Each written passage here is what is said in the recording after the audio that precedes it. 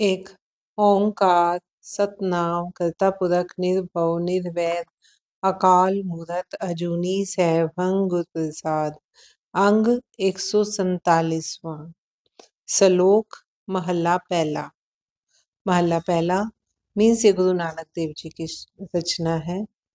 नानक गुर संतोख रुख, धर्म फुल फल ज्ञान।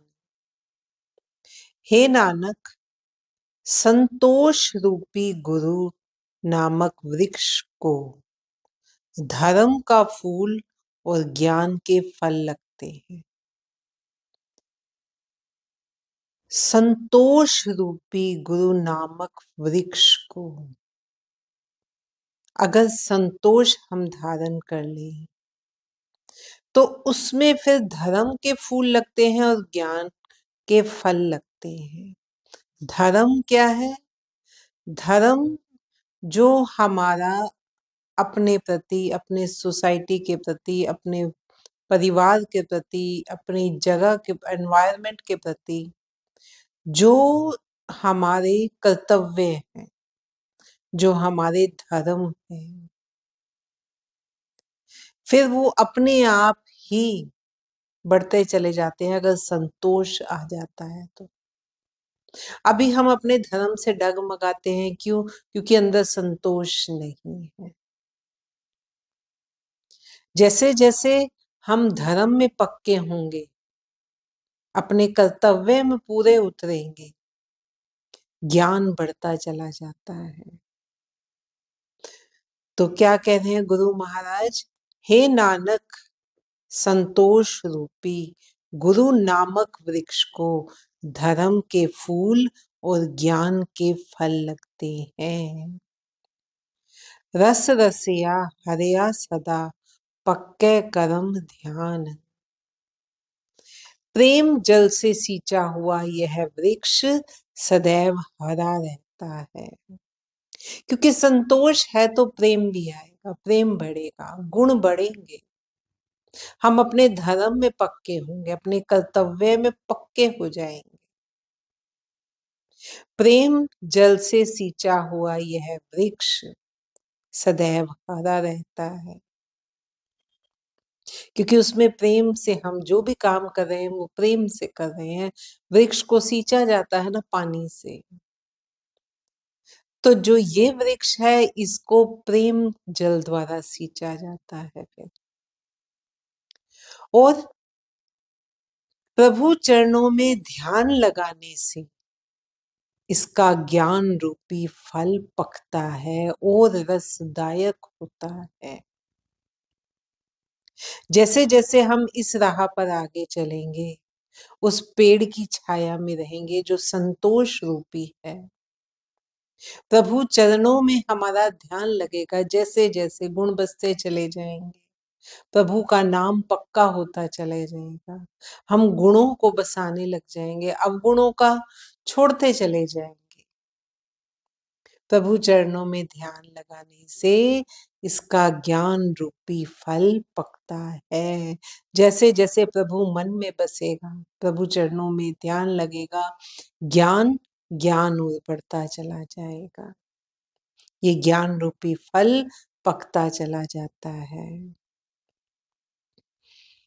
पथ के साध खादा लहे, दाना के सिरदान।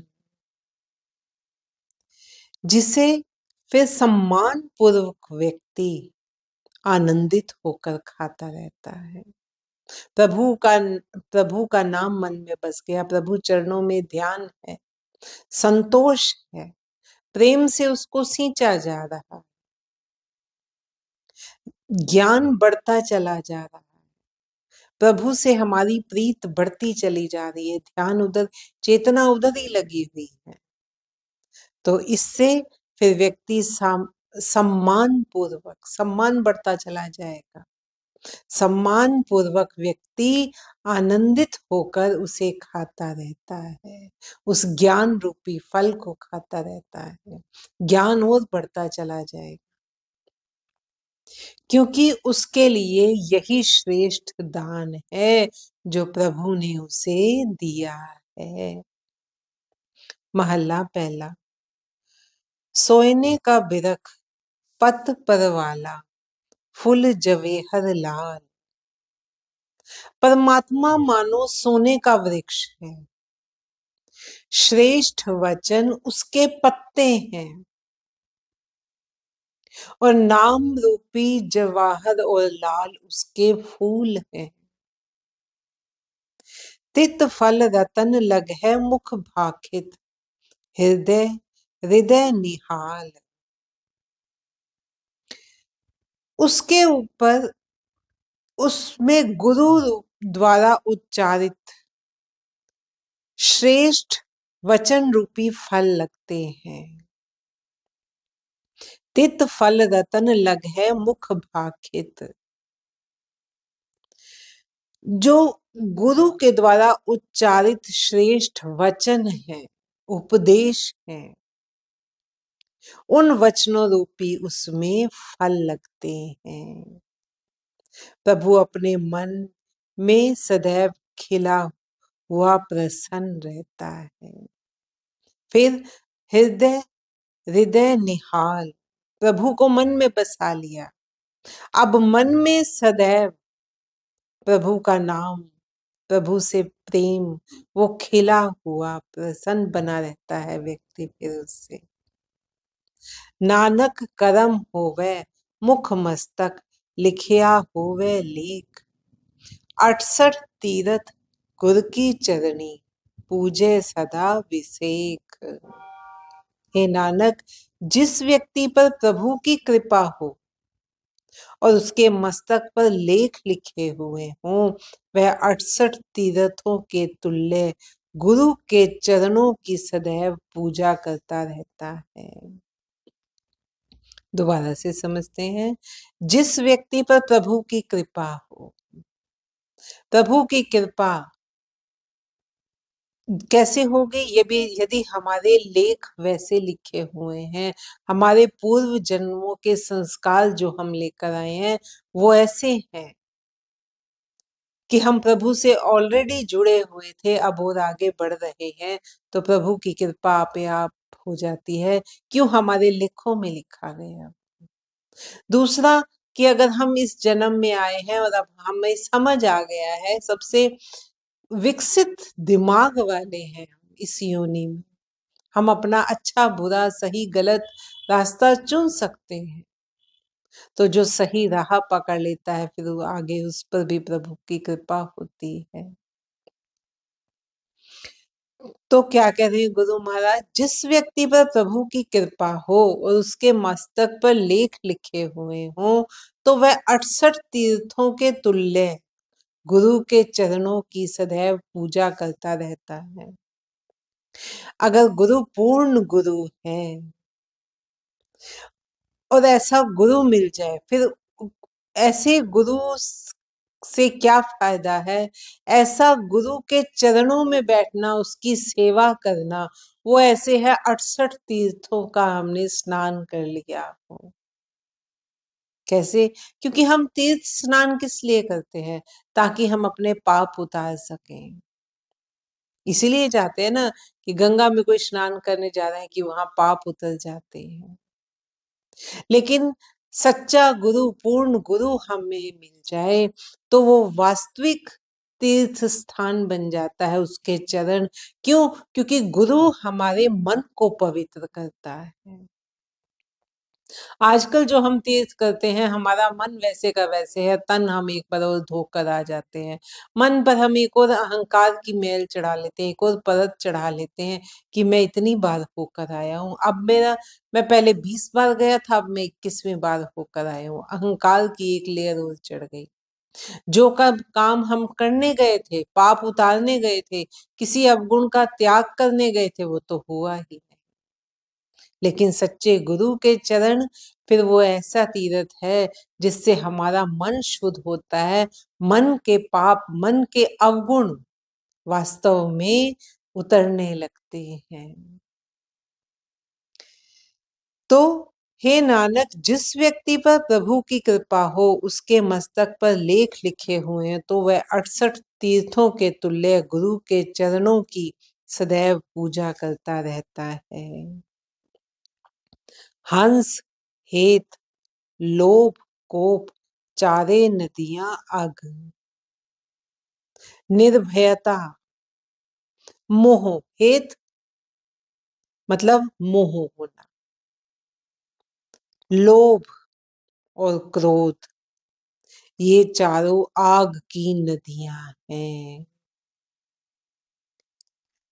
चारों में देख लो, क्रोध बढ़ता चला जाता है, लोभ बढ़ता चला जाता है। ये चारों आग की नदियां हैं। पवै दज है नानका तरिए कर्मी लग। जो व्यक्ति इन नदियों में घुसते हैं वो जल जाते हैं। जो लोभ में रहते हैं, जो मोह में रहते हैं, जो अहंकार में रहते हैं, जो किसी से डरते नहीं ना कि मैं ही मैं हूं, मेरा कोई कुछ नहीं बिगाड़ सकता, मैं ही सब करने वाला हूं। और जो क्रोधी होते हैं, क्रोध किस लिए आता है? ये सारे एक दूसरे से जुड़े हुए हैं। ये सब अहंकार की जड़ आगे ब्रांचेस हैं। अहंकार है तो किसी का डर नहीं, मैं ही करने वाला, मैं और मेरा परिवार, मेरी संपत्ति। ये मोह है। मोह के साथ लालच बढ़ता है, लोभ बढ़ता है, मुझे ये भी इकट्ठा करना है, अब मुझे ये भी इकट्ठा करना है। वो पूरा नहीं होगा तो क्रोध भी आएगा, दूसरों पे शोषण भी करेंगे हम। क्यों? क्योंकि हमें अपने अहंकार को सेटिस्फाइड करना है कि हाँ मैंने किया है, मैंने अपने बच्चों के लिए इतना किया, चाहे दूसरों के लिए हम फिर कुछ भी बुरा कर जाए उसके लिए। जो इन नदियों में घुसते हैं वो जल जाते हैं, क्योंकि वो उसी में उलझे रहते हैं, बार बार वही जन्म होगा, वही उन्हीं भावों में मृत्यु होगी। हे नानक, प्रभु की कृपा से ही इन नदियों को पार किया जा सकता है। पौड़ी जीव दया मर मार ना पछुताए। हे भाई, जीवन में ही इन तृष्णाओं को मार, ताकि अंत में पछताना ना पड़े। इससे पहले के श्लोक में हमने पढ़ा ना लास्ट में कि हे नानक, प्रभु की कृपा से ही इन नदियों को पार किया जाता है। गुरु महाराज समझा रहे हैं कि कैसे। हे भाई, जीवन में ही इन तृष्णाओं को मार, ताकि अंत में पछताना ना पड़े। झूठा एहो संसार किन समझाइए। कैसे समझाया जाए कि ये संसार झूठा है? झूठा किस लिए है? क्योंकि इनमें से जो जिसमें हम अपनी सारी जिंदगी व्यर्थ गवा रहे हैं, इनमें से कुछ भी हमारे साथ नहीं जाना।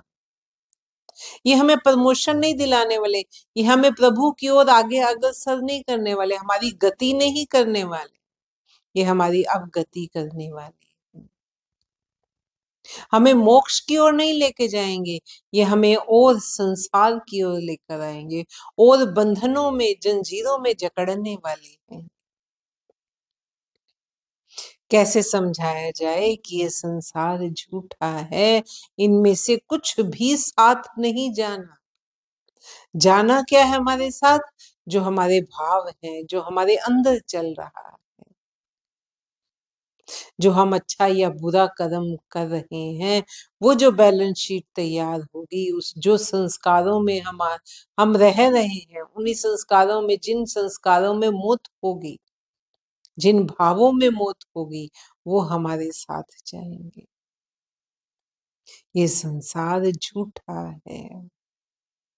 सच न धरे प्यार धंधे धाइये। व्यक्ति धंधों में भटकता हुआ सत्य के साथ प्यार नहीं करता। सत्य क्या है? सत्य सिर्फ परमात्मा है, परमात्मा का नाम है। उस प्रभु के अलावा जो कुछ भी दृष्टिमान जगत है, वो सब चलायमान है, उसका रूप बदलता है, नित्य प्रति बदलता है। सत्य तो हम उसको, जो कल, जिसका रूप कल कुछ और था, आज कुछ और है, उसको आप सच कैसे कह सकते हो? वो तो झूठ है। कल वो कुछ और था, आज वो कुछ और है। वो तो झूठ हो गया। सत्य क्या है फिर? सत्य सिर्फ परमात्मा है, जो कल भी वैसा था, जो आज भी वैसा है, जो आगे भी वैसा ही रहेगा। लेकिन इन धंधों में लगा हुआ, संसारिक धंधों में लगा हुआ व्यक्ति भटकता हुआ सत्य के साथ प्यार नहीं करता। काल बुरा खे काल सिर दुनियाइये, हुक्मी सिर जंदार मारे दाइये। ये भी वो अनुभव नहीं करता कि दुनिया के सिर पर भयंकर भयंकर काल सदैव खड़ा रहता है। ये जो काल है ये हमारे सिर पर खड़ा है, हम इस बात को भूल जाते हैं। प्रभु के हुक्म में ही यह भयंकर काल मारने का दाव लगाए रहता है। आपे दे प्यार मन वसाइए, परंतु जीव के वश में कुछ भी नहीं है। प्रभु स्वयं ही व्यक्ति को, व्यक्ति के मन में प्रेम को बसाता है। प्रभु स्वयं ही कृपा करता है। आपे दे मन वसा, मोहत न चस्सा विलंब भरिए पाइए। जब व्यक्ति का समय आता है तो क्षण भर की भी देर नहीं लगाई जाती, उसके चलने के हुक्म जब हो जाता है। हुक्म का ऐसा देख लो, कईयों का हुक्म ऐसे आता है खड़े खड़े भी प्राण छीन लिए जाते हैं। खड़े खड़े ही व्यक्ति के जीवन का अंत हो जाता है, व्यक्ति मर जाता है। क्यों? क्योंकि उसका हुक्म हो गया है। उसके हुक्म, उस परमात्मा के हुक्म के आगे किसी की नहीं चलती। फिर उसमें क्षण भर की भी देरी नहीं लगती। गुर प्रसादी बुझ सच समाइए। सतगुरु की कृपा से कोई विरला ही सोच समझकर सत्य में लीन होता है। गुर प्रसादी बुझ सच समाइए।